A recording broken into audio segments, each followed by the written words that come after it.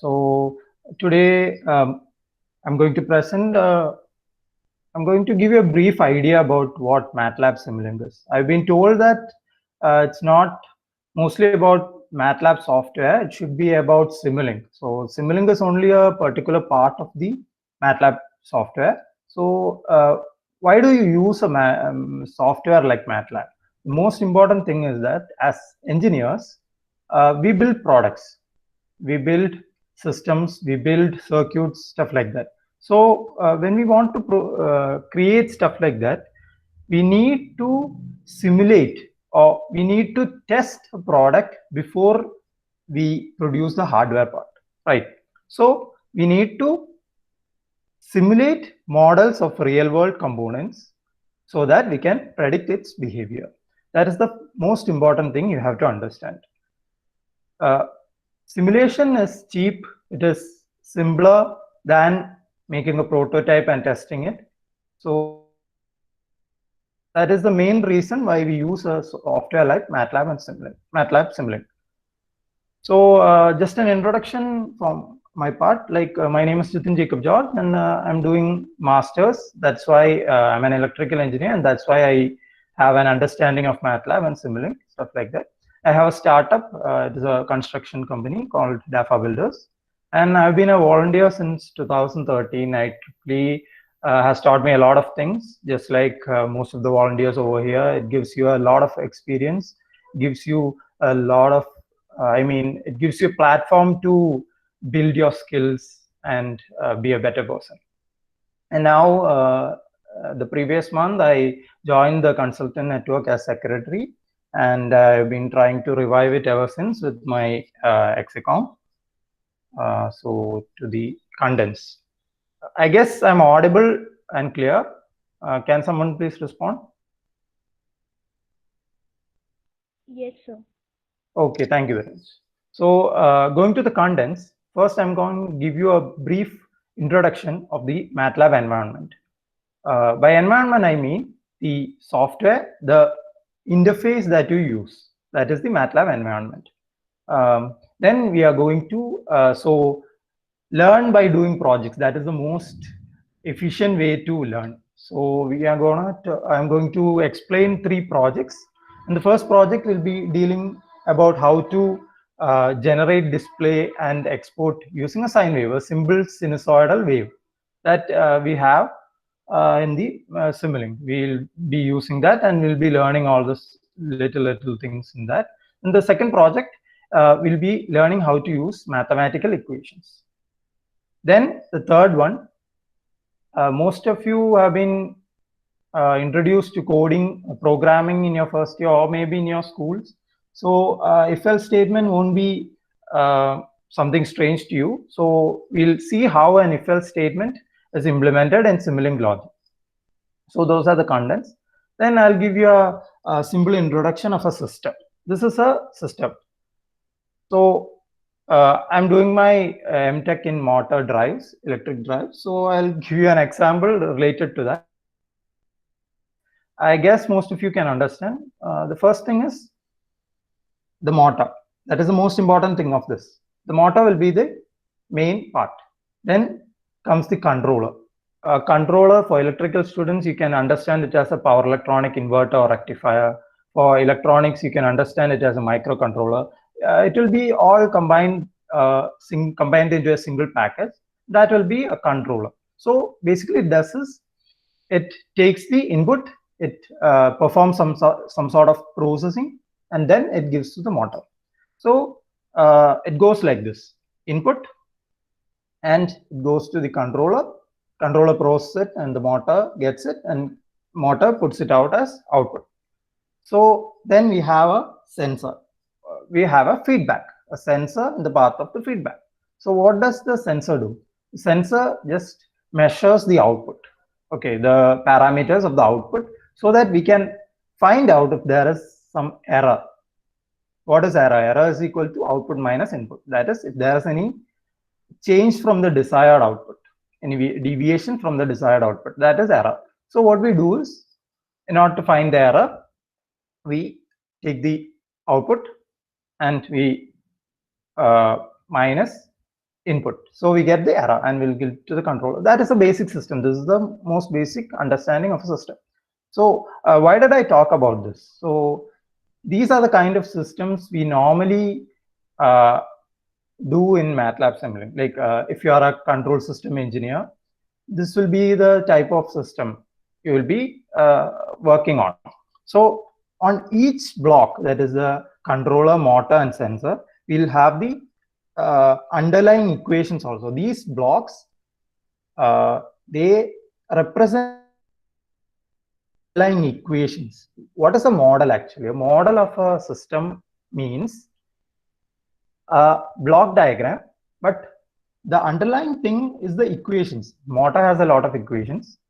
The sensor has a lot of equations. The controller has a lot of equations. All these equations are used to model a single system. Right. So I just gave an introduction. That is all. So we'll move to the next one. Okay, this is for project 3, and now we'll move to the MATLAB software. I'll just open it up. I guess you can see the MATLAB software. Yes, sir. Okay, good. Okay.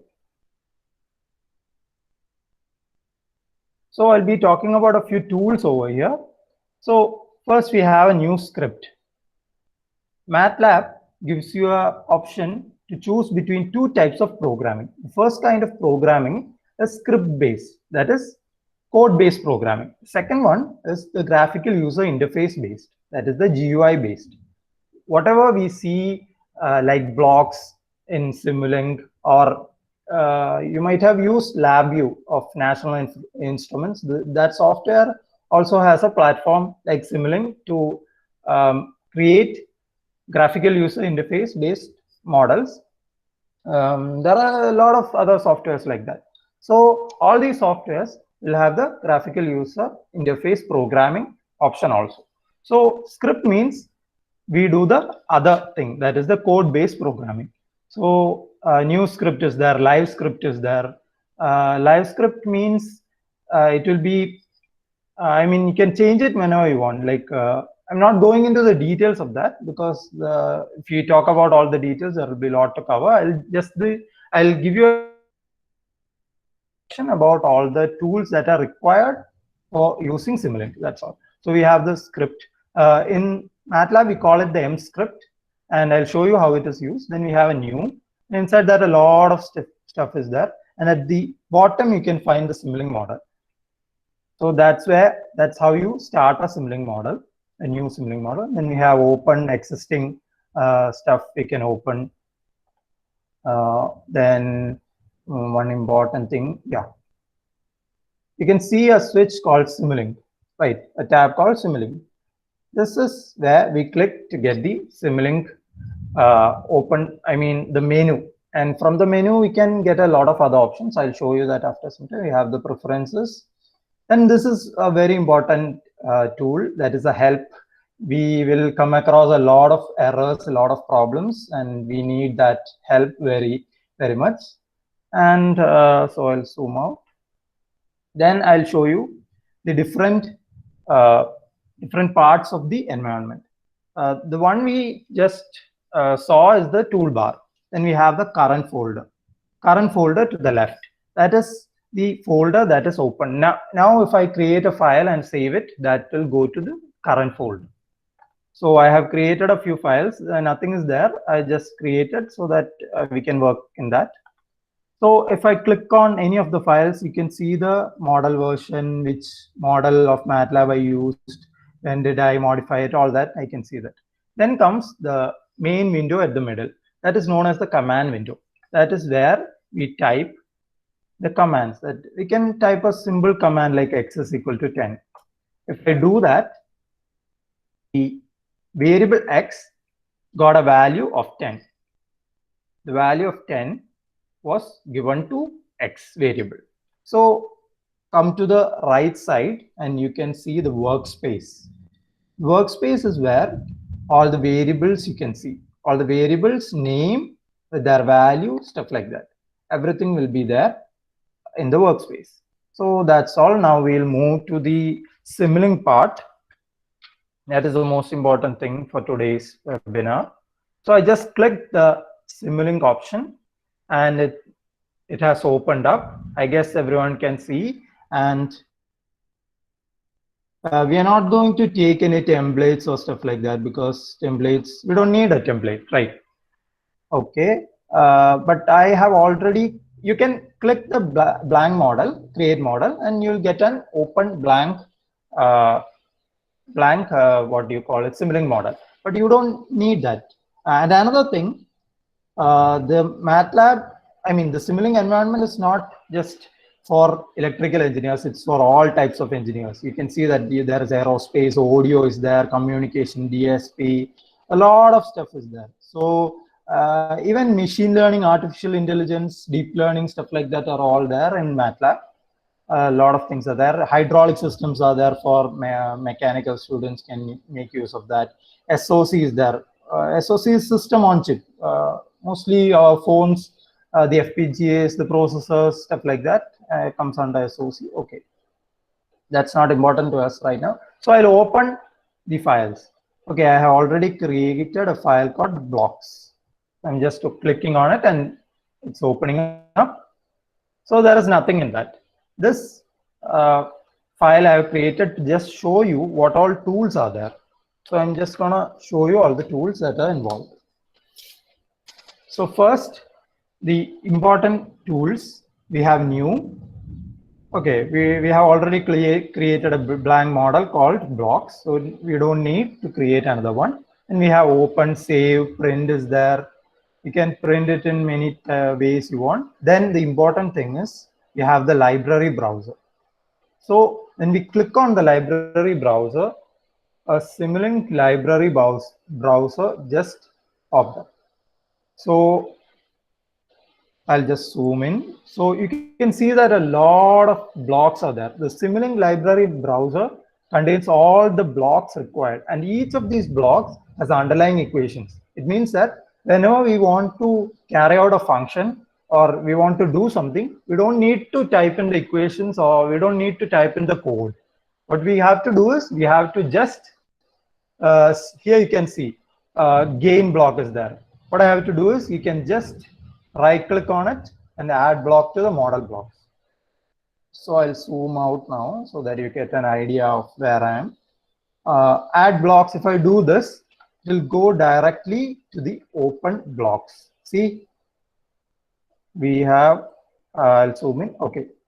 I came right here and we have a lot of options in this, and what we have an input, we have an output. I don't need to connect those two. So input is there, output is there. We can have multiple inputs and multiple outputs depending on what kind of block we are going to use. So we can resize it. See, we can resize any way we want. And if you click on it, 3 dots appear on top. In that, you can comment out. In programming, when you comment, it means that code shouldn't be considered when you are running the program, right? So we can also do that here. It goes like it is hidden or something. It won't be affecting anything else. So we'll uncomment it. And another option is we can show block name.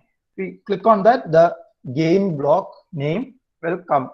It will always be there. Otherwise, if you just turn it off and I'll move away, it goes and we can't see it again. So all those are stuff. Then we can rotate it. How to rotate it? Right click, and a lot of options just popped up. And we have format. We can change the color. We can create shadows. We can change anything. We can rotate it. We can flip it. We can arrange it. We can send it back and front. A lot of stuff are there. And I'll just open it. To open a block, we need to double click it. So it just opened, and we can change the parameters inside this game. What do you mean by game? Game means simply multiplying, that's all.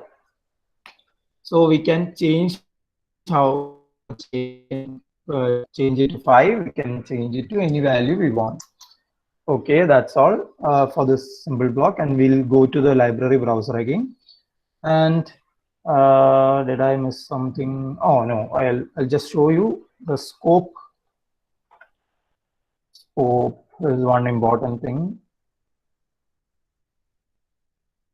So we have this. I'll keep it right here. I'll keep this here. And I'll just drag and drop the scope.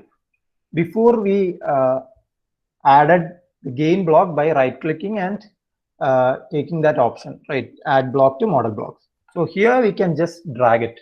Any block you can drag it into the model environment. So you can keep it right here. So what is a scope? A scope is a block which is used to plot, that if I give this output to this, it will plot. So I'll just give an input to that so that you can understand. I'm going to give a sine wave. Sine wave, everyone knows what a sine wave is. So I'm going to give a sine wave from the, anything you want, just type it in the search bar and you'll get. Sometimes the names will be different. Anyway, you'll get it. And you can just connect it like this. Okay, I'll just show you how to connect. Different ways are there. You can click on this arrow and you can click to the corresponding arrow to connect it. Otherwise, you can just drag it and connect it. A lot of ways are there. Okay, so we'll go inside the sine wave and we'll see that the amplitude is there. Amplitude we can change to 10. It means amplitude is the maximum value of a sine wave. Okay, so we changed it to 10. Bias is, you know, offset. You have heard about DC bias. It just means that if I give 5 to the bias column, 5 will be added to all points of the sine wave. That's all. Then frequency. Frequency, you have to notice that it is given in radian per second. It is not in hertz, right? All the stuff are given on top of here. You can just refer that. Okay, so we'll give the frequency as what we need to. Okay, I'll have 10 hertz, but here we have to give it as radian per second. So what we do is we multiply it by what? 2 multiplied by pi. So that is okay. That is how you get the frequency in hertz. Okay, 10 is the radian per second into 2 pi. Understood? So this is the phase. Phase is the radian at which you want to start. If it is 0, it will start from 0. Otherwise, it will start from some other delayed or delayed version. Like so, we'll click apply. Okay, and we have gain 1. We'll put it as 5. 5, and we'll click OK. So we'll see what happens right now. I'll just zoom in. We'll just see what happens. Now we'll see what time is, this stop time. It means that you want to simulate the model, this small model, for 10 seconds. This will be in seconds. So I'm going to simulate it for 10 seconds, right? And now you can see the run option. This is the most important thing. You can just click run and it compiled and it was successfully executed. And to see what happened, we can double click on the scope and you can see what just happened, right? Here I'll show you a few tools that you can use. Here you can see the configuration properties is there. Then we have the style. Style means you can change the color, stuff like that. I'll just open it, format. So here you can change the figure color. You can change it to white so you can see it better. Then what axis color will change to white, and this will change to black. Otherwise you won't be able to see. Then active display. Okay, that's you can play with that when you have time. Now we'll change it to red and we'll increase the thickness of the curve. So we'll put 2 and we'll click apply. So we can see it better. This is how you format a plot, right? You can see it better. And another thing, now you might feel that this is not a sine wave. This is exactly a sine wave. You just have to, this is an option to scale. Like you can scale it in just horizontally, or you can scale it just vertically, and you can scale it in both ways, right? X and Y axes together. So I'll click that. So now, sorry, I'll click the horizontal scaling, and I'll just select okay, I'll just select, sorry, 1 minute. Okay, I guess there is some problem. I can't select it. There is some issue. I think it's the lag. Just a moment.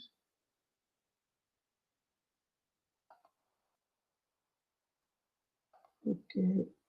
Okay, we'll use another tool. This is a tool to, you can see, right? This. We are horizontally scaling it. This is a zoom tool. You can see that it becomes an almost sine wave, right? So just see what values we give. So what was our amplitude of the sine wave was 10, but in this plot we can see that the amplitude is not 10. It has been multiplied by 5. We gave a gain of 5. It has been multiplied by 5. And okay, you can see that this is an imperfect sine wave. This is not really perfect. For that, we have to go to the configuration. I'll show you configuration. Here we can go to model settings. This is the configuration parameters. There is an issue with the what do you call the solver? That is, the solver means that in a computer is a digital system, right? When a computer is a digital system, all the signals will be processed digitally only, right? So we need to here we need to change this. This is the step size. You can just understand that we are sampling a sine wave, right? So we'll maybe we'll change the step size to 0.05. We'll just try. I don't know if it work or not. Just try. We'll click OK, and we'll run it again. Any change you make, and you have to run it again. So I'll double click on that, and now I guess it's better sine wave. Yeah, it's now a better sine wave, right? The resolution has improved. When I decrease the step size, the sampling rate has increased. I don't know if anyone is understanding this. Anyway, the sampling rate has increased, so the resolution has increased, and our sine wave is a finer sine wave, right? That is one thing you need to understand. Now we'll, I guess you have understood the basic tools and stuff like that. And now we'll move to our first project. Okay. So now I'll move to the, I'll just close this, I'll save it. Okay, now I'll move to the first project. Okay. So what is our first project? Our first project is, what do you call it? It is a sine wave.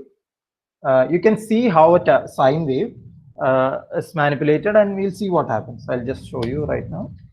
So what we do is we click on the library browser, and I'll keep this here, and we'll drag a sine wave into it, and we'll give an amplitude as 1,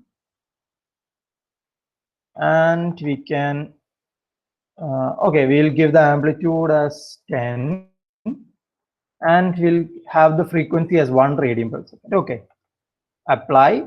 Okay, then what we do is how to copy a block. When you copy, all the parameters also will be copied. So when you want to copy a block, you just right click it. Okay, just right click it. I mean, just right click it and drag. Do not just right click, hold and drag. Okay, and we will do it once more. So we need 3 of them. So in the first one, we have an amplitude of 10, we have a frequency of 1. And second one, we'll have an amplitude of 10 itself, then we'll give a frequency of 10. Okay, multiply the frequency by 10. The third one, we'll have the same amplitude, but a frequency of maybe 50. Okay, that's all. Now what happens is we'll give it to a scope to see how it, we'll take a scope, Scope is there. Okay, scope is just a single, I mean, it's not the only output block. We have a lot of other output blocks. You can, I'll show you some of them during our projects. Now, what we do is we have only one output, right? We need three outputs. I mean, three input for the scope. So what we do is we right click and we'll go to signals and ports, and number of input ports we'll change it to 3. Okay, and we'll connect each of the sine waves to each of the inputs. And I'll make it a little bit bigger. Okay, this is a very simple thing. 3 sine waves, we'll give it to the scope. Now we'll run it and we'll open it up. We'll open it and see what has happened.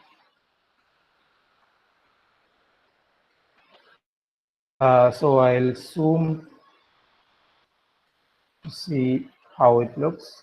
So you can see that there are 3 sine waves of different frequency, and this is how it came. The different amplitude is because of what I told before because of the solver problems. The red, okay, sorry, 1 minute. Sorry, just a minute. Okay, the red sine wave look up on top because of the solver issues and has a higher frequency. That is why it is cropped like that. If we increase the I mean the if I increase the step size, it will increase and it will be a better sine wave. But I don't know if I can do that, because if I do that, it will take a lot of time to process. Anyway, I'll just change and see. Modeling, we'll go to modeling again. We'll go to model settings and solver, and we'll put it as okay. Right. Okay, and we'll put apply. Okay, and we'll run it once more. I have run it once more. Now you can see that most of the sine waves are perfect, right? Almost perfect. So you got a sine wave like that. And what we are going to do next is that we have to add all these sine waves. How do we add signals in Simulink? We can, I'll just turn this off. Just left click and drag to select. Okay, just draw a box and select, and just click delete to remove all that line. And I'll just keep it here. And what I'm going to do it, I'm going to change the puts to A. And now I'm going to give where was the okay, library browser, and I'm going to give another block to it, that is a sum block. We need to add 3 sine waves, right? So we need to get the sum block. So we'll add a sum block. We have the add or sum, both are same. So it is here. I'll give you a shortcut. Shift and spacebar will fit it to the window. Model to the window, so you can use it better. Shift plus spacebar, and you can see that option right here, fit to view. If you do that, it gets fit. So now coming back to the sum block. The sum block, right click on it, and we can see that we can change the shape of that. Where is it? Can change the sorry, it is somewhere. Okay, I have to open it. Sorry. When you open it, you can see that you can change the shape to rectangular, and we need one more plus sign. In order to add 3 signals, we give plus plus plus. If we want to take the difference of 2 signals, you can give a plus and a minus. So I'll put apply, okay, and we got 3 inputs. Now it's in rectangular shape. I think everything is okay, right? It's audible, right? Yes, sir. Okay, thank you. If I don't get any feedback, I can't understand if I am still in the meeting or not. Okay. So coming back to the sum block, you can see that there are 3 inputs, right? You can connect it to each of the sine waves. So now all the sine waves have been given to the sum block, and we'll take the output and we'll give it to the scope. Okay, and we'll run it. Let's see what happens. Amazing, right? What is it? If you take a single value of each of the sine wave at a particular instant and add it, you can see that you get one of, I can take the particular, just measure, I'm just saying for you understanding, measure a particular, take a particular instant and just add all the sine waves, and you get exactly the same value as you got in this wave. That is a theoretical fact. I'm just telling you, it's not easy to measure like that. So we'll just zoom in. You can see what happened. What we do? We added 3 sine waves of different frequency, right? And for electrical students, this is a very important concept. It's not related to Simulink or anything. Harmonics. What you see on the screen right now is the actual harmonics that occurs. You have a 50 hertz frequency from the power line, and when something else goes into it, right, a signal of different frequency goes into the 50 hertz thing, you get distortion in the supply. This is what we call distortion. This is actually what happens. It won't be this beautiful, but something like this will happen. There will be multiple number of noise, multiple number of signals, and it will just destroy the wave. Mostly it will be looking like a square wave. It won't be a sine wave. So just understand this is known as harmonics. For electrical students is concept. I just wanted to tell you. Okay, now we'll go back to the model. And what we are going to do now is, I just told you that there are multiple output blocks, not just this one, not just the scope, there are many. So I'm going to show you another one, a very important one. Okay, its name is workspace. Let me type workspace. I think I'll get it. Video to workspace. Okay, this one. It is called to workspace. Okay, just drag it and keep it here.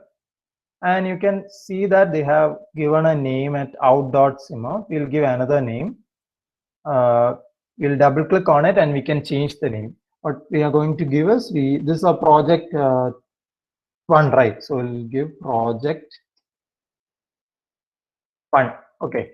And you don't need to change anything else. So apply. Okay. So this is the out.project1.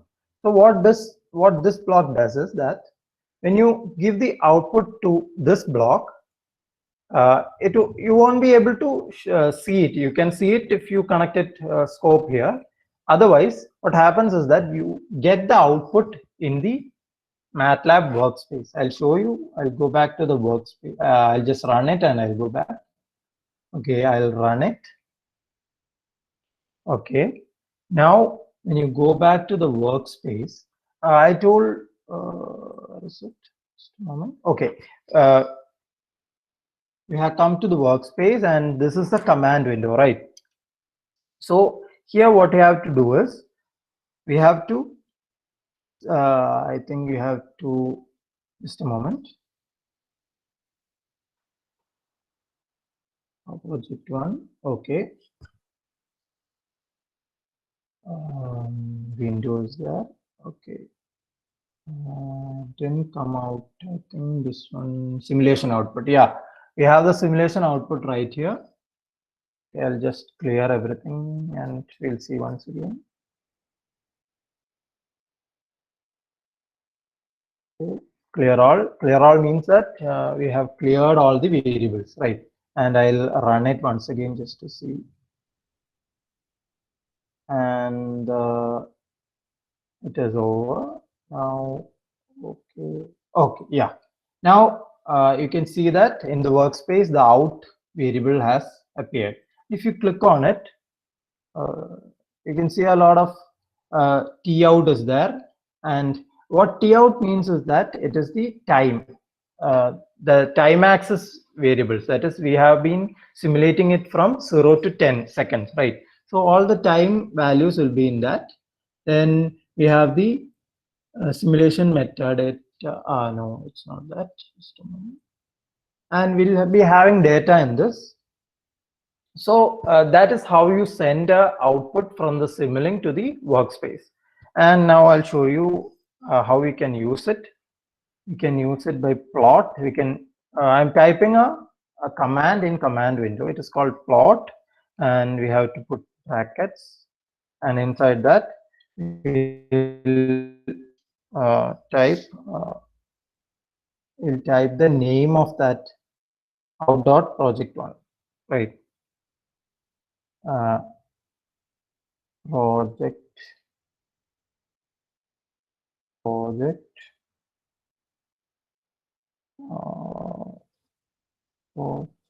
dot out. I guess it's right.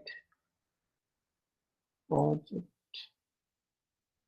Oh, no, you don't need to type out. Okay, project and dot data. We need the data from that thing. You have two variables in this output. One is the time axis and another is the amplitude, the vertical axis. Right, you need the data. The data is on the vertical axis. You need the data. Let me see if it works. Okay, unable to resolve the name. Okay, we have given the name as project 1, right?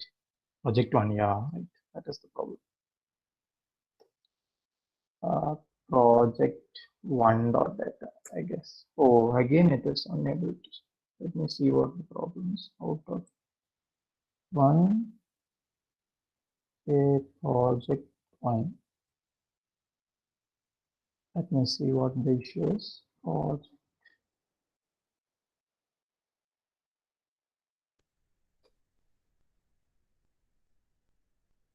Okay, yeah, I got. Sorry for that. Okay, so what we did now here is that first we modeled a system, that is a simple system in Simulink, and we took the output to the workspace. And now from that variable, we have taken the data and plotted it again. So you can see that this is how you send data from Simulink to the workspace and plot it like that. I'm just showing you different things. This would be useful if you are doing some project or something like that. And we'll do another thing to our model. And what we can do is that okay, let me zoom it out. Okay, I can use a gain multiplier. What is a gain multiplier? We have used it before. That is a symbol multiplier, gain block, and we'll take a gain block. We'll keep it. Just a moment. We'll give it a value of 3. Okay, apply. And where should we keep it? Like, we need to multiply it, right? So we'll keep it. We'll keep it here. We'll multiply the what? We'll multiply the output sum. We'll multiply the sum, and we'll connect it over. Just delete. I'm just deleting the lines. Okay, just connecting it to here and here. Okay, we don't need this anymore. Just used it. So we'll see how this works, and we'll give this another output. Give the scope another input. Sorry, and we'll give number of inputs too, and we'll take this. And what will we do? We should. We can connect it to this sine wave, and let's just see what happened to our wave after using a gain block. And we'll run it again, and we'll plot it. Okay, now you can see what happened. I'll zoom in. You can see what happened, right? We had a small wave. The blue one is the actual wave, and we gave it a gain of 3, right? and this is how it multiplied. The positive half, plus 1 into 3, what happens? It will be plus 3, right? Just like that, the negative part will go down. That's all. And another thing is that you have an option here to call layout. If you click layout, you can see that you can see multiple graphs in a single window. See, it occurs just like this. You can see multiple charts.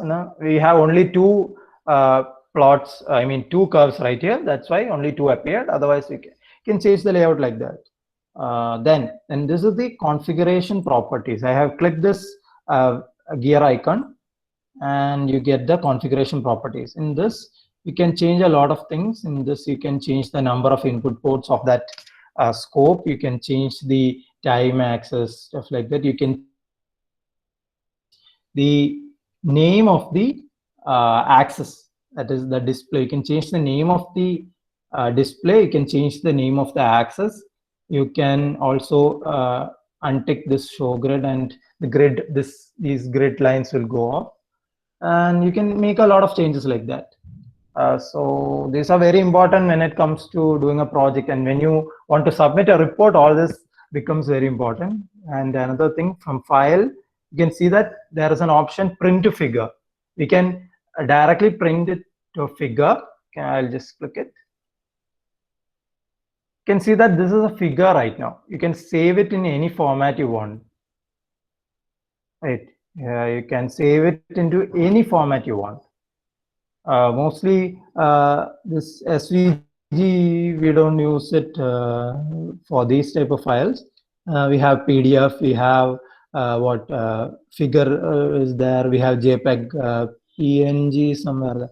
All type of things are there. So that is an option, print to figure. And you can also do this. There is copy to clipboard. It means that you can just copy and you go to your Word file. You are creating your report, and you can just paste it there, and this diagram will be there. And you can print it all stuff for there. Then we'll move to the next part. So I'll introduce you to the multiplexer block. The multiplexer block, you might have learned about multiplexer. Multiplexer combines two or more multiple signals, right? So we have put in a mux, and we'll give it 2 inputs. And now what did we do? We just took the 2 signals and we gave it to 2 inputs, right? You can just delete this, and you can see that you can combine both of these signals, and you can give it to the scope. You can do that. That is number of ports 1. So that is the benefit of a mux. A mux combines multiple signals into a single bus. Bus is a combination of signals, right? When you learn microcontrollers and microprocessors and stuff like that, you hear about buses a lot. Even the computer science and electronics students will be knowing what a bus is. And now I guess you have seen a lot of tools and you have understood what all this is. So we'll move on to our next project. We'll move on to our second project, and it will be showing you how to create equations, and I'll be showing you a simple way to convert temperature in Celsius to Fahrenheit, right? So I'll just save this, and we can close this. Okay. And where is okay? From Google, you can see that the equation for converting degrees Celsius to Fahrenheit is that 9/5. You have to multiply the degree value by 9/5, and you have to add 32 to it. That is how you get how you convert degree to Fahrenheit, right? So we'll use the same equation, and we'll see how it works out in the Simulink space. I'm just giving examples of simple things. You have to build bigger stuff for your projects and all. And we'll go, this is project 2. I'll just open it.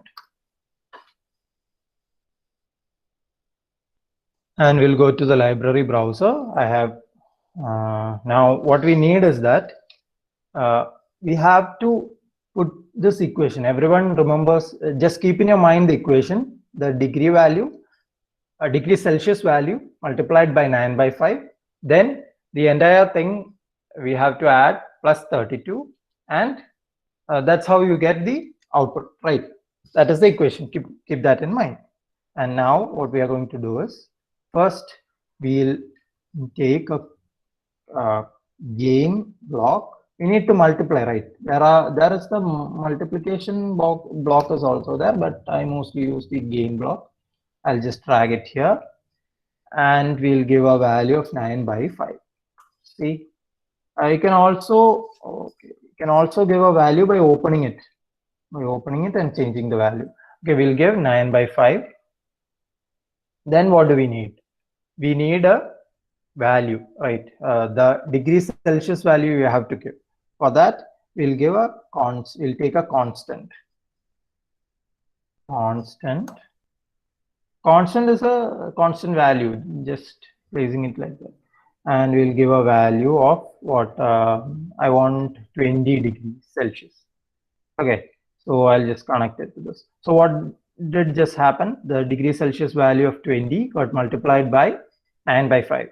And the next block is, what should we do next? We have to add 32 to this signal, right? We need to add 32. For that, we need another, you can just copy this. To copy, right click, hold and drag. Okay, that is a shortcut. So we'll change the value to 32. Okay, oh sorry, 32. Okay, now what should we do? We have to add this. So we'll take the sum block. We'll take the we'll use the add block this time. Both are similar. There are no difference. We'll just add this. We'll just sorry. We'll just add this. Oh, sorry. Just click and okay. Then what do we need? We need to see the output, right? In order to see the output, we need, if we keep the scope, we won't be able to understand because it will be a constant value, right? So we won't be able to understand. We don't need a plot. We don't need a graph for that. You can just use a display block. I'll show you how this display block works. Okay, the display blocks displays the current value. That is the instance value in this. Okay, so all that we have connected, and now we are going to, I guess all the values are right. Yes, so we are going to run it, and now we got the value as 68. And so I guess you all can see. Yes, everyone can see it as 68 is the value. And now we'll check if it is right. We'll go here, we'll type in 20. See, we got the right answer. So we just used an equation in Simulink to get this value, right? To get the Fahrenheit value. So I'm just showing you how an equation can be realized in the Simulink environment. This is what you have to understand from this. And I'll change this 20. Okay, the temperature is increasing constantly. So I'll take out the constant, and I'll put in a ramp signal. Everyone knows what a ramp signal is. The value increases continuously, and I'll give a slope of maybe tan 45. Tan 45 is 1. So I'll give a slope of 1. And I'll connect it here. The slope 1 means 1 degree changes for every second, right? 1 unit of time, just like that. And the value, okay, the start time and initial output and all, we can put in, but we don't need that. Okay, and we'll just run it and see what happens. Oh, sorry, we can't use a display over here. If you use a display, you'll see only the final value. You won't be able to see the value changing. You need the scope.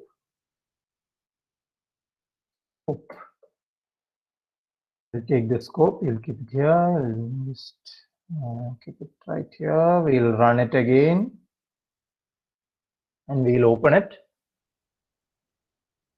And you can see that value just increased, right? The value, it should go like this. It has to increase proportionally, just like that. That's all. Then, okay, another thing is, okay, we need to create a system that converts the degrees Celsius to Fahrenheit, but the value should be taken from the user, right? So what we do is we go to the workspace. Where is the workspace? Workspace, and what we do is we type in sim in brackets, and we type in the name of our project 2, right? Project 2. Okay, there is some error. Warning, cannot find except gains. Okay, the name is with capital P. Okay, that is the issue. I've given capital P.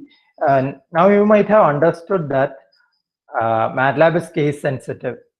If we give capital letter and small letter, it won't. It will understand the difference between them. And we simulated it. Okay, we simulated it and it might have worked out. So we need to put in some values, right? So what we are going to do is we'll take the editor. I'll show you how we can use an editor. So just click new script, and the editor just opened up, right? Editor, inside this we can type in the script. Script is simple, like x is equal to 10, and again we'll simulate it, and you can see that this value will be taken. Okay, sim project 2. Sorry, we have to run it. Okay. Now we'll run it. Okay, I have to save it first.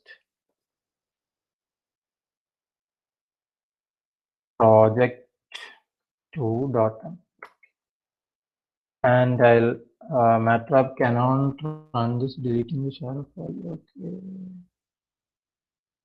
run. Okay, there is some problem. Project 2.m. I guess I can't give the same name for that. I have to change the name. Okay, I can rename it right here. Project.m. And we'll run this. Okay, project answer might have run. Yeah, it would have run again. So these are the things you need to understand, that we can control the Simulink model from the workspace itself. I mean the editor itself. That is the relation between a what do you call, the script and the Simulink works. And we'll move to the next one. We don't have much time. Coordinators, is it okay if I take 15 more minutes?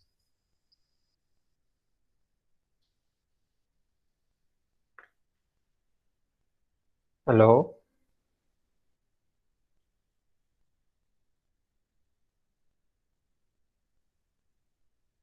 Hello, am I audible? Yes, sir. Is it okay if I go 15 more minutes? Okay. Okay, the third project is okay. I'll just close this. Yes. Okay, I'll open the third one. Okay, the third project. Okay, the third project deals with an if-else statement. You can see how an if-else statement is actuated in the Simulink. Not actuated, realized. How an if-else statement is represented. So I'll just open the browser, and we need a switch. Switch. You can type in switch and press enter.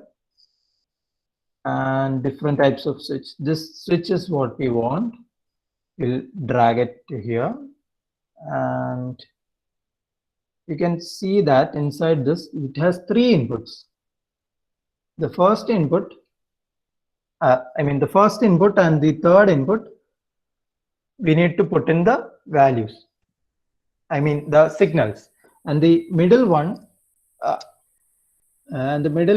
they compare it to greater than 0.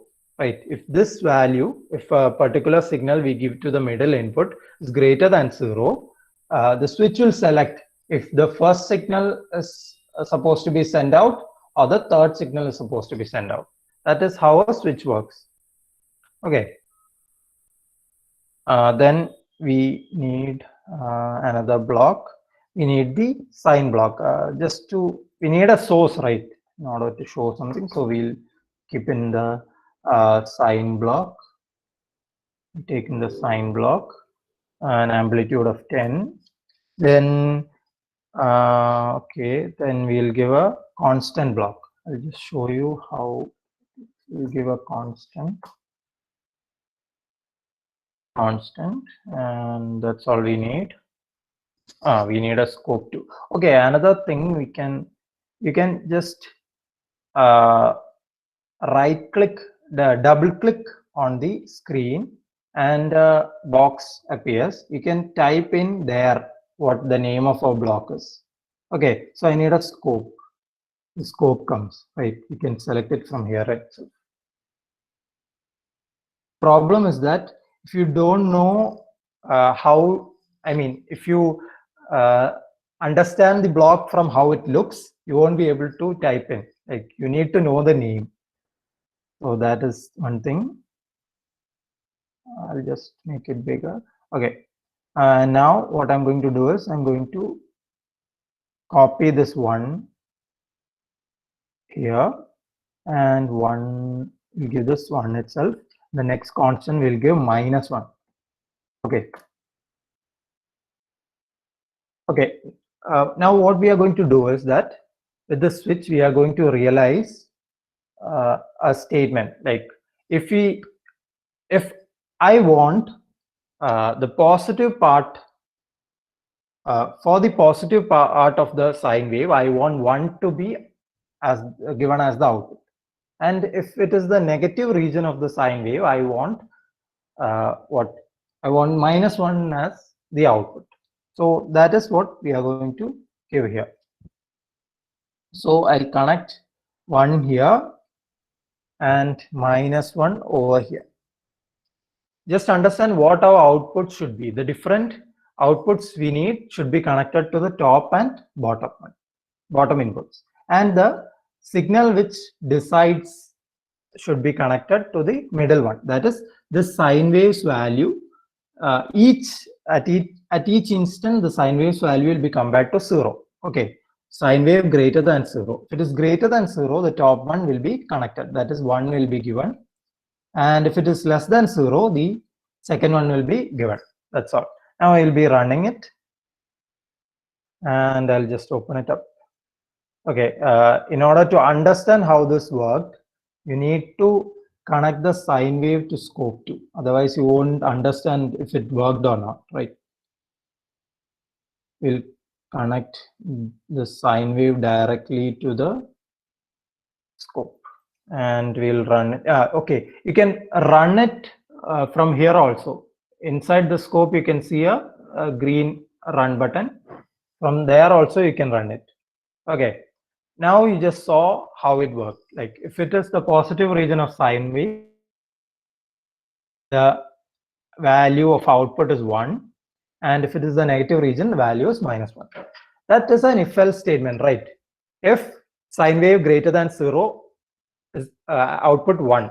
If sine wave less than 0, output -1. That's all. That is a if-else statement, right? And now we'll close it. We'll see another thing.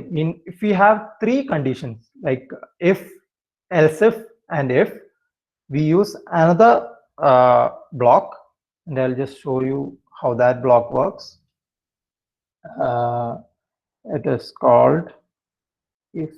Let me see if it opens up. I don't know the correct name of that block. Okay, we need this one and this one, right? So I'll just send it. Okay, we need those blocks and we need merge too for this final one. We need the scope is already there. And what do we need? That's all. So I'll just keep all this. Okay. Just keep all this over here. Just keep that over there, and we'll make the next one. Okay. What we are going to do is we are going to use a three-step statement. That is, we have to use if condition, else if condition, and a else condition. So for that, we use this block. You can see this block. Inside this block, you can give number of inputs. You can give if expression we can give, stuff like that. And I'll show you another thing, what we are going to realize here. Where is the, okay. This is the code I'm going to realize. So if you have a paper, just write it down. If input greater than 0.5, the output will be 2 times input. Okay. And else if input less than 0, output will be 4 times input. And else output will be 10. So this is the code I'm going to realize in the Simulink, right? I guess everyone got an idea. I'm going to change it. I guess everyone understood it, what we are trying to realize. And here, okay, here we need only one input. And what we are going to do is, you don't need to change this. I'm sorry, 1 minute. Go back.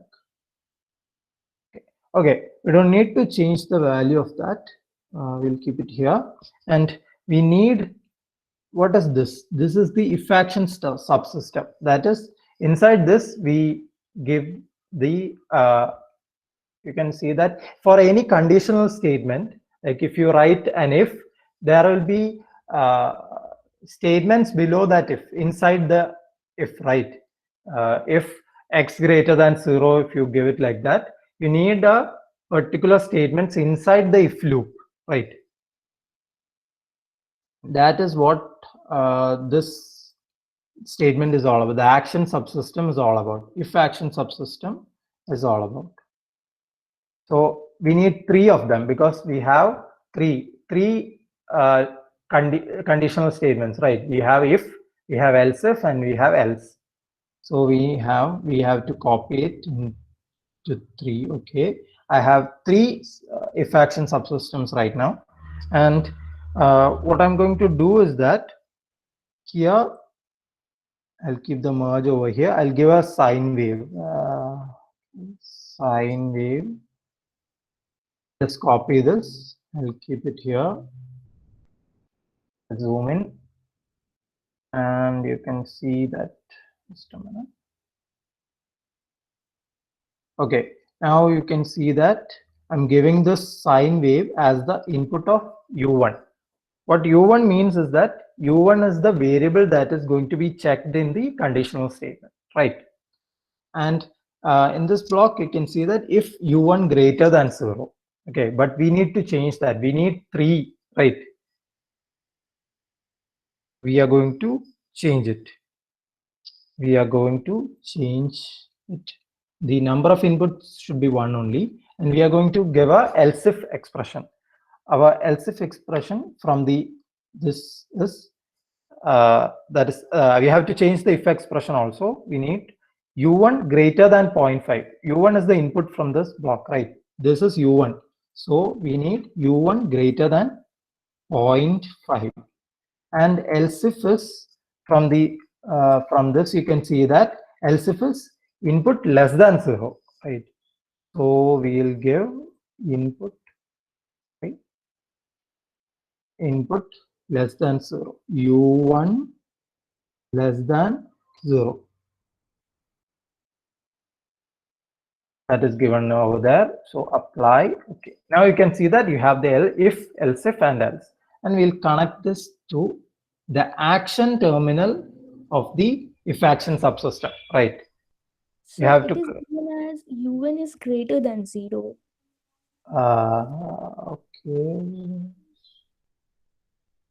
Okay. Okay. Oh, sorry. Thank you very much. Otherwise, it would have gone wrong. What is your name? Sir Pragati. Okay, thank you very much. This is how all students should be. You have to correct whoever is teaching you stuff. That is the right way to learn. Okay. So very good.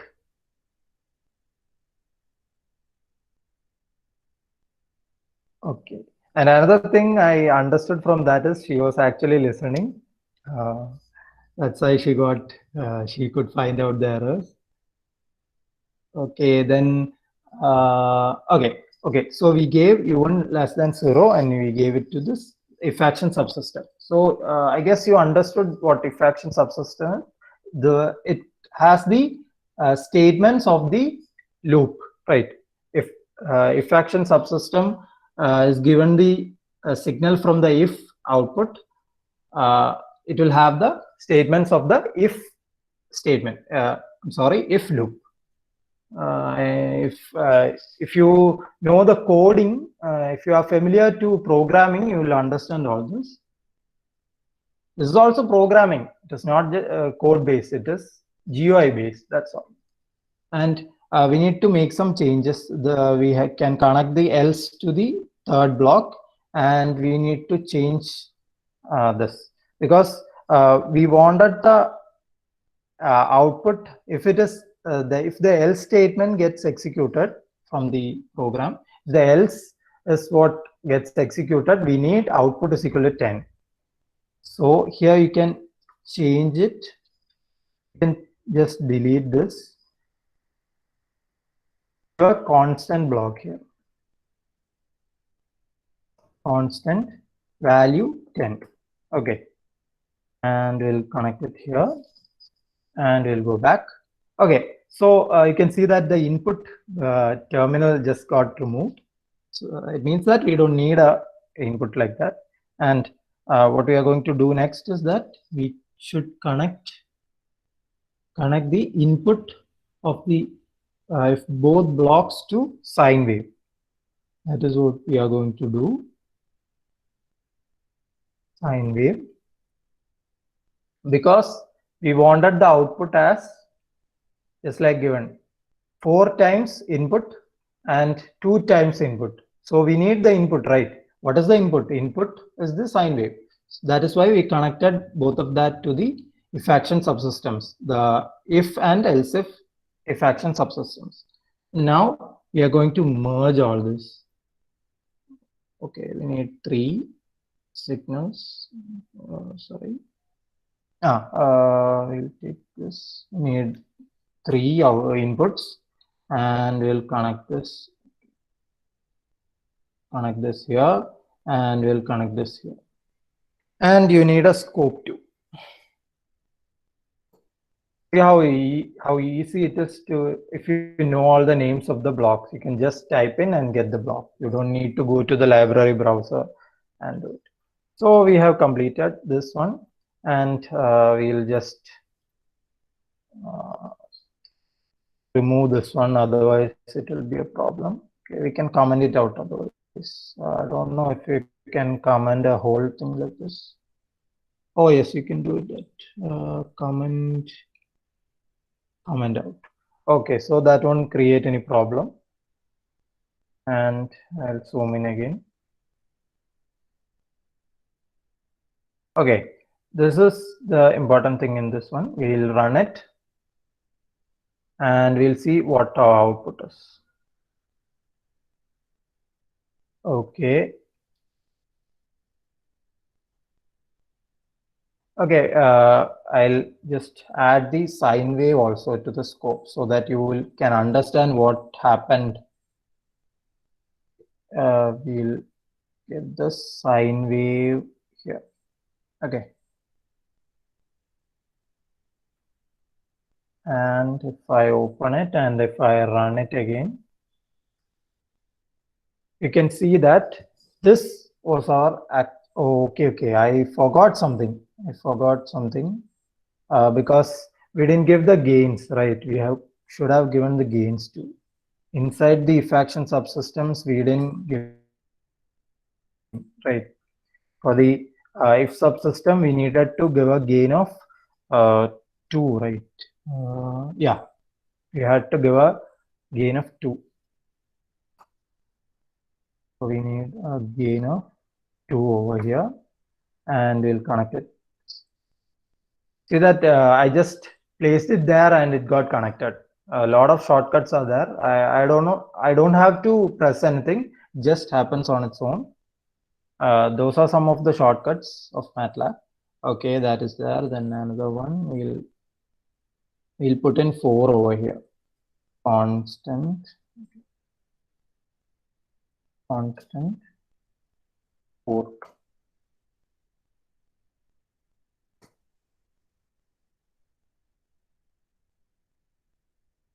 Okay.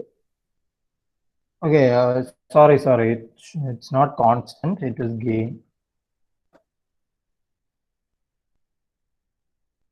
Gain is how you multiply it, right? You need 4 here. And we'll connect it. Okay, now I guess it's okay. And now we'll run it. Okay, now we'll open it and see. Yeah, we got it. Just we can analyze it. The blue one is our actual sine wave, right? And what happened? If it is greater than 0.5, the first condition, what is the first condition? If the input is greater than 0.5, okay, if it is greater than 0.5, okay, I'll do one thing. I'll reduce the amplitude of the sine wave so that you can understand it better. We'll give 1. Okay, I'll run it again. I'll just open it. Okay, here you can understand it better. Here you can see that if the sine wave is greater than 0.5, the value went to 2 times, right? Value is 2 times. I'll just zoom in. Here you can see if it is greater than 0.5, the value is 2 into 0.5. See, 2 times the sine wave. Just like that, we'll go to the next part. Just like that. Here what happened? I'll zoom out a bit. Here what happened? Here, if it is less than 0, right? If it is less than 0, it is multiplied by 4. That went down, the yellow part. So it looks really beautiful. And this is how you realize a if-else statement. This is a little bit complex system, but this is how you realize it. So I guess you got an understanding of all the things in MATLAB workspace. I was told that all branches of students were there, so I couldn't really go into a particular branch, deep into a particular branch. And now I'll take some questions and I'll stop sharing. And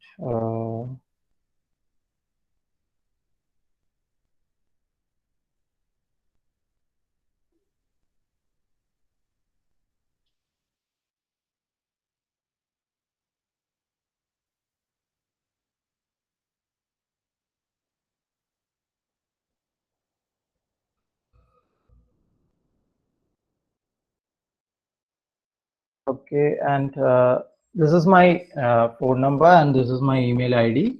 If anyone has any doubts, you can contact me. And do you have any questions? Can you either type in your questions in the chat box or you can unmute yourself and ask me.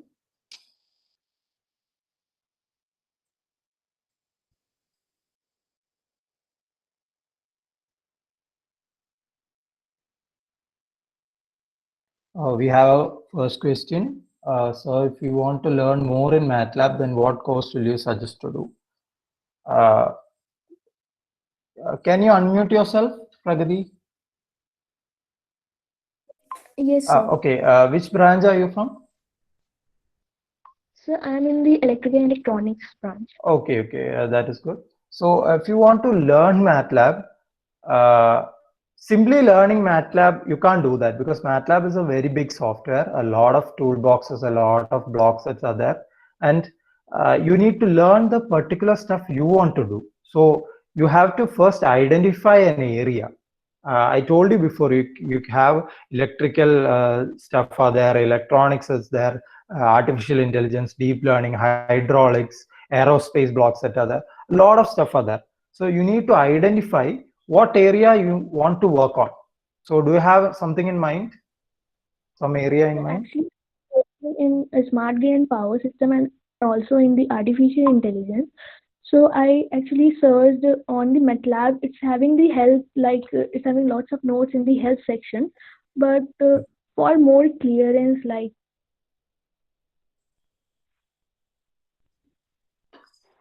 Yeah. The thing you have to do is, have you selected, like, I'm not talking about simply artificial intelligence or simply power system. Need to take a particular area. So if you are a electrical engineer, so I'll tell you about a power electronic converter. So need to you want to model a inverter, okay, a simple three-phase inverter, okay, and you start building it. And when you have doubts, you ask someone, maybe your teachers or your friends. The another thing is, if you want to go a step ahead, you can refer the IEEE papers or any other journals. There are a lot of modeling involved in that. And modeling isn't just keeping all these blocks there. You need to have an idea about how it works, the theory behind a system, the equations that come behind a system. You need to know all that. Otherwise, you won't be able to model a system. So anyway, you start working on a project. Working on projects is the most efficient way to learn something. yes, so okay, sir. Thank you so much. Okay, thank you. Any other questions?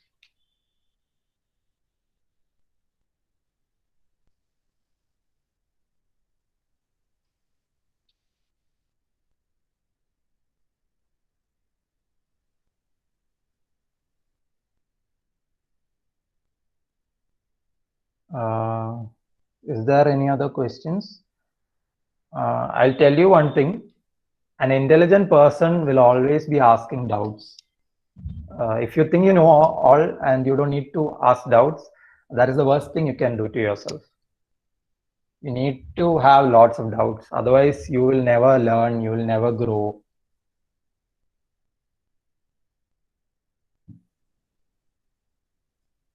So coordinators, I guess there are no more questions. So can we end this session? Yes, sir, we can conclude. Okay.